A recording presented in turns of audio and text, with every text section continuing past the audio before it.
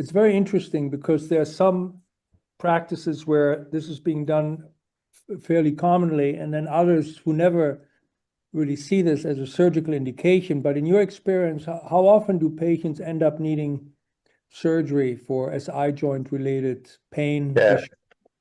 You mean SI joint fusion surgery? Yeah, SI joint. Okay. In fact, I don't believe it's very necessary to make an SI joint fusion. I have not much experience on that, but I am quite satisfied with the SI joint injections. Yeah.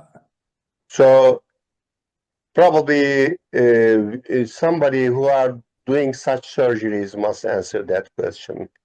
I have no experience with this. Okay. Yeah, I'm satisfied with injections. Yeah, same here. I think it requires you need to do SI joint fusion maybe once in a year kind of thing. It's very, very rare. Majority of the time, SI joint injections, if it's continuously bothering them, or radiofrequency lesioning does the trick. And really, it's very rare. But yes, you're right that since it's MIS and it's quick, many people do a 15-minute surgery for these patients. Yeah, that's the background, because in North America, it's not that uncommon, but it's regional, And I've never done it. I've never really seen it as a necessity, but I was just wondering, like internationally, how that is being viewed. That's why I was asking. Yeah. This is probably a local problem of US. Maybe. Roger, you want to go next? Yeah, of course. Thank you. Yeah, I'll share my slides. And can you see this?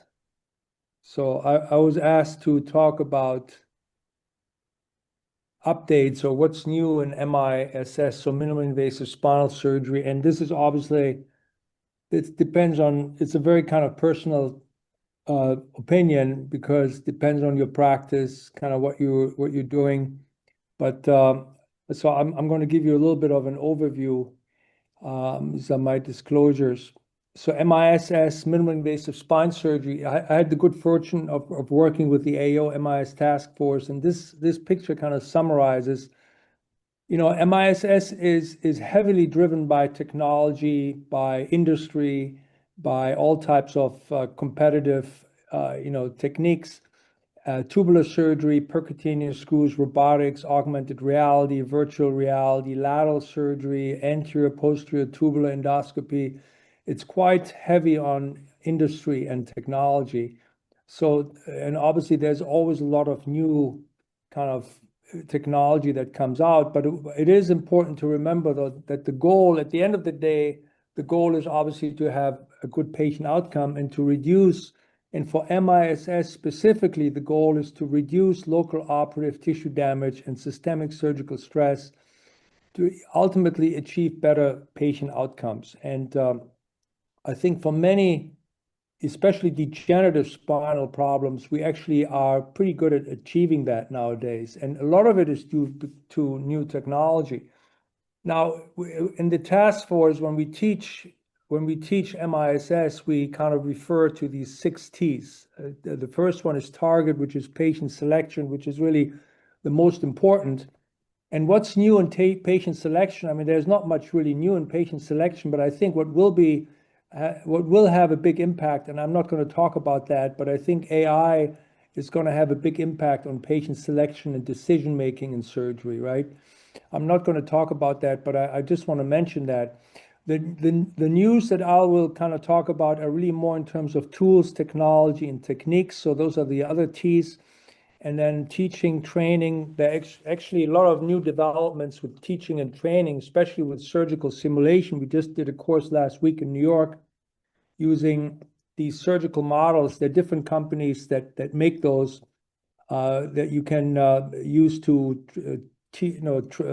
treat lumbar spinal stenosis, spondylolisthesis, using regular instruments that you use in the OR.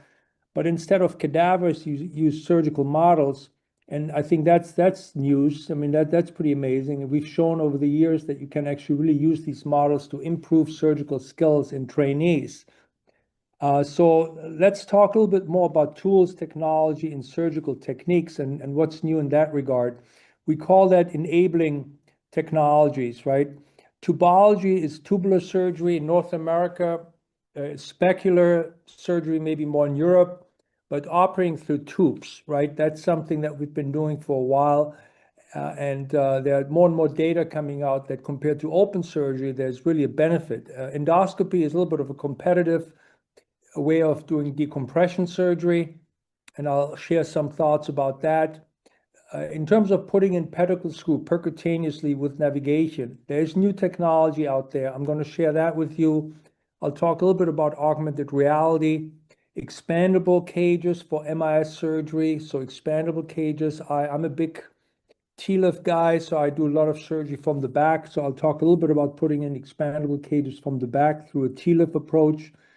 And then biologics, we're not going to talk a lot about biologics, but I want to point your attention to regeneration and repair. There's a lot of data coming out for disc repair, disc regeneration, and it's quite interesting. Now, enabling technologies in spine, if you look at the complexity of surgery and invasiveness, the MIS benefit zone here, in my opinion, those are cases that entail 2, 3, 4 level decompression cases or fusion cases. So I think for the simple complexity cases, a microdiscectomy, whether you do that with the endoscope, with a tube, or with traditional open surgery, is no big change. Same with very complex deformity. But I think once you start treating 2, 3, 4 level degenerative cases, either with a decompression or with a fusion, that's really where MIS kind of shines. And navigation, robotics, augmented reality are really applicable over the whole spectrum of spine surgery nowadays. This is very different from 10, 15 years ago. Microscope and tubular surgery for everything that requires a decompression or where you have to remove the joint to put a cage in, like TLIF procedures. Tubular surgery with microscopic magnification, in my opinion, is still a great way of doing it. There are exoscopes out there. There are other ways to visualize, magnify, illuminate the pathology. In my opinion, the operating microscope is still unmatched because of the quality of the image that you get, the three-dimensional aspects, and just the magnification. Endoscopy, definitely very exciting, but has a very limited spectrum. You know, it's for microdiscectomy, for endoscopic decompression, endoscopic fusion surgery. I think quite controversial. And I don't know if that's ever going to expand to the more complex pathologies endoscopy. So you end up learning something for a long time because the learning curve is challenging. And then you can only apply it to a small spectrum of surgical indications. So you got to keep that in mind. And then lateral surgery is very exciting when it comes to, prone lateral in North America, prone lateral fusion. I don't do those, but I understand that this is a very exciting field. I'm worried about vascular injuries and so forth, but there are surgeons who are really good with lateral and prone lateral surgery. And then expandable technologies, expandable cages. So we're going to talk about some of those. Tubular surgery, we kind of summarize the pros and cons and the ins and outs and tips and tricks for tubular decompression surgery in the lumbar and also in the cervical spine. For me, that's really the workhorse. I do most of my cases with tubular surgery. And I think it's a great way of doing it. When it comes to fusion, I use tubes, but I could do that in combination with cages and screws, screw placement. There are the 7 lifts, right? The A lift, the O lift, the L lift, which is like the X lift on the prone lateral surgery. Then the transforaminal lumbar interbody fusion, removing the facet joint, and then a variation going a little bit more lateral, keeping most of the facet joint intact and putting in the cage, avoiding the spinal canal and putting in the cage that way. These are, for me, really the most common lumbar fusion procedures. The PLIF surgery is usually open surgery. Sometimes I do that as well, but it's more like an open procedure, of course. Now, a lot of this has been summarized with the MIS task force, and I think that it is worthwhile to look at that for those of you who are young surgeons. A lot of surgeons use the Neurosurgery reference for the trauma classification because it has an excellent module to classify fractures, of course, but we also have all of the MIS material now for endoscopic and tubular decompression and fusion surgery on Neurosurgery reference. So if you're interested, you can download this app. It's for free, and it gives you a great update. What are the big categories in the future for minimally invasive spine surgery? Well, this is kind of a parallel to orthopedic surgery, but also biologics. So biologics to enhance fusion, but also biologics to enhance disc regeneration, disc repair are going to be very important. The whole issue of AI, augmented reality, virtual reality for diagnostic purposes, very, very important. And then finally, intraoperative imaging for navigation and for robotic surgery. So I think those are the three big categories that are going to penetrate spine surgery more and more. And in North America and the US, there's a huge shift from inpatient spine surgery to outpatient ambulatory spine surgery. Has a lot of implications for payers, for reimbursement, and so forth. So these technological advances allow us to really shift patients from inpatient to outpatient surgery. That's why we pay a lot of advantage to that, pay a lot of attention to this. Now, tubular surgery compared to open surgery, of course, you keep a lot of the stabilizing aspects of the spine intact. There's less fusion surgery when you're very, very good with tubular decompression surgery. Infection risk is lower, bleeding is lower. And there are more and more data really showing that decompression of lumbar spinal stenosis through a tubular retractor is more effective and safer. This is a meta-analysis that we just submitted for publication, looking at 10 studies with almost 3,000 patients comparing open laminectomy to tubular laminectomy. And the results really show in this study, again, this has not been published yet, we just submitted this, but tubular MIS surgery reduces complications, blood loss, infection, and length of stay. And therefore, you can expand your indications to a certain extent. You can operate patients who are a little bit older, maybe a little bit more fragile, that you otherwise may not have operated on with open surgery. So there's a lot of advantage to tubular surgery. In my practice, what tubular surgery really means, that I can avoid fusion surgery. And I really, and for me, that's great news, because instead of doing fusion on everybody who has lumbar spondylolisthesis, in those patients who have a stable spondy without mechanical back pain, I will do a decompression without a fusion. Intraforaminal soft pathology, like an intraforaminal disc herniation, sometimes also just foraminal stenosis, I will decompress with a tubular retractor, just like you would with the endoscope. You come in from the side with a 15-millimeter tubular retractor. You can see the DRG, you can decompress it very, very safely. So no fusion surgery necessary. If I have a patient who has multi-level lumbar stenosis, where one level is spondylolisthetic and needs a fusion, I will do a fusion at the level that has spondylolisthesis, and an MIS decompression without fusion at the level above or below. So I can save that patient a multi-level fusion and only fuse one level where the patient actually has instability. And then most synovial cysts I'll decompress without doing a fusion. Now, for me, MISS really means minimal and measured instrumentation surgery. So minimally invasive spine surgery, to me, through tubular retractors, really means minimal and measured instrumentation surgery. So you avoid the need for fusion. What about endoscopy? Endoscopy, I mentioned it before, it's a great technology, and I would encourage young surgeons to learn it. I tried it. I found it a little bit difficult, and I just favor the tubes. But it is expensive. It's heavily industry-driven.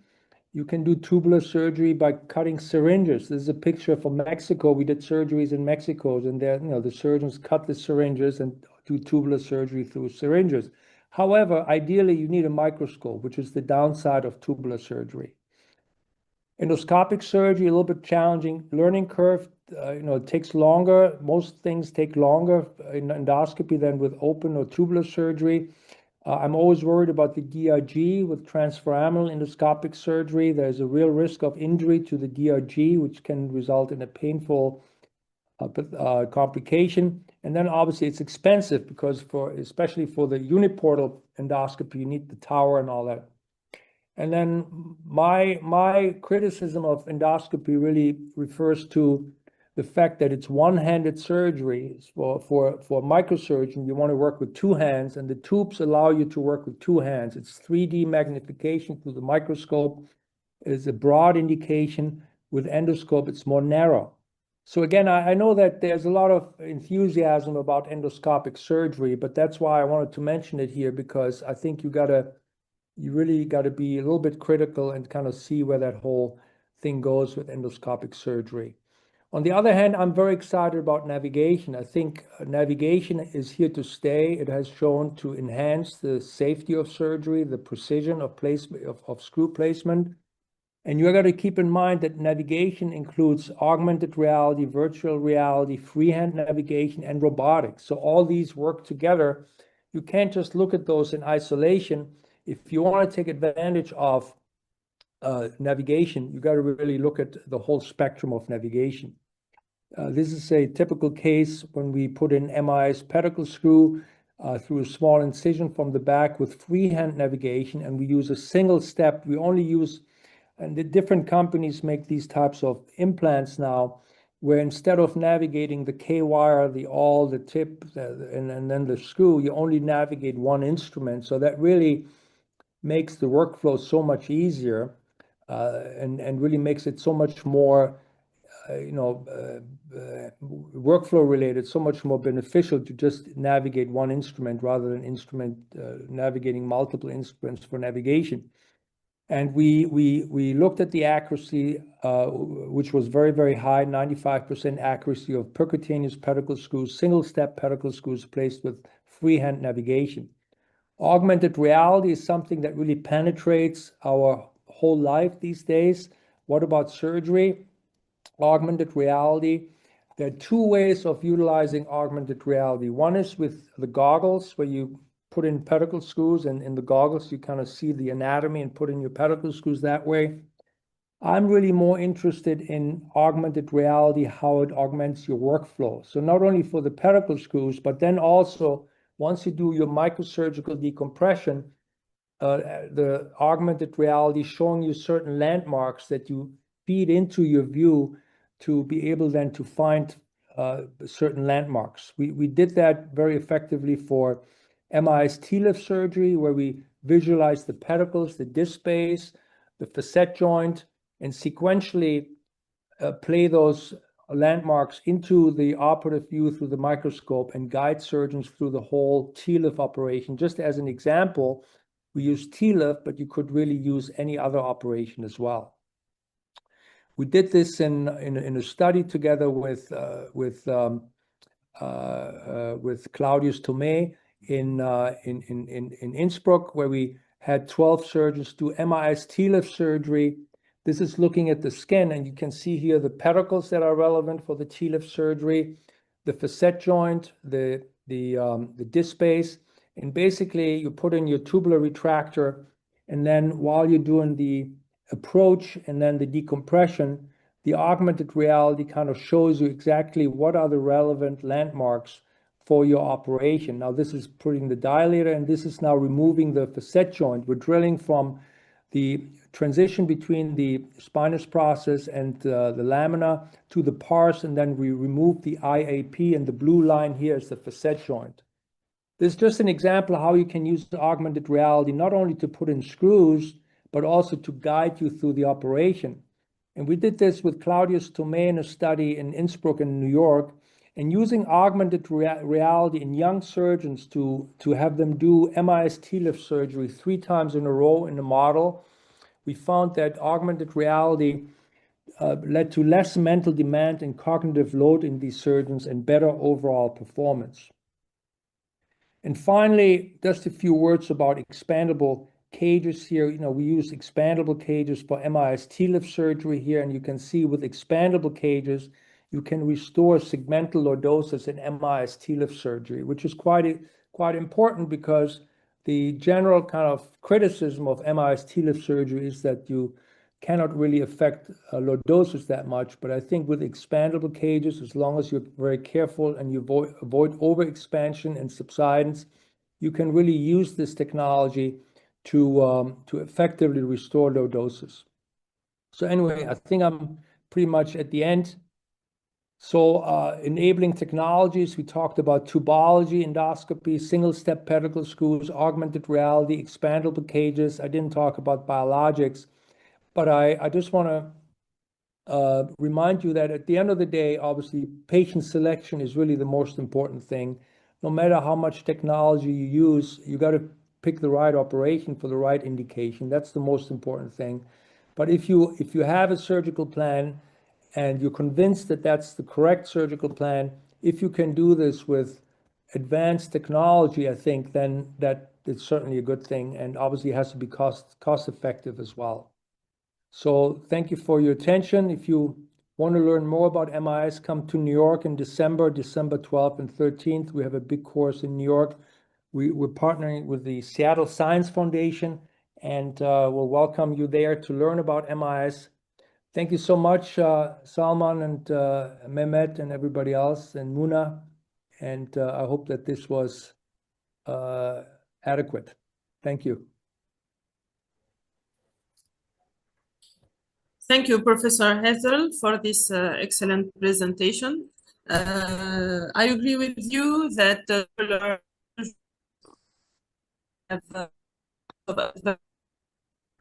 to open surgery, but I have a little question.